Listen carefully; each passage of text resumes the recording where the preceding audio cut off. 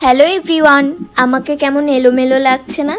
দাঁড়াও দাঁড়াও, ফার্স্টে আমি ঘুরতে ঘুরতে রেডি হলাম, পছন্দ হলো না বলে আবার চেঞ্জ করে নিলাম ঘুরে ঘুরে। তারপর মনে পড়লো দেরি হয়ে যাচ্ছে, তাড়াতাড়ি রেডি হয়ে পার্লারে এলাম। তারপর সব মেকআপের জিনিসগুলো গুছিয়ে রেডি করে নিলাম। তোমরাও ভাবছো তো রেডি করে কোথায় যাব আমরা? মধ্যম গ্রামে একটা কাজ ছিল তাই গেছিলাম। তারপর মামামের সাথে একটু খেলা করে বেরিয়ে পড়লাম। স্টেশনে গেলাম দিদি আর আমি।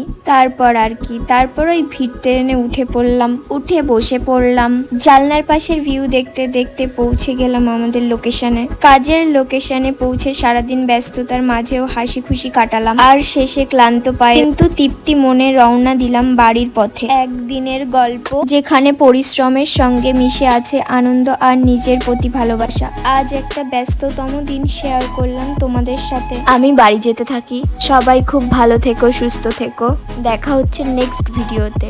Tata guys, tata.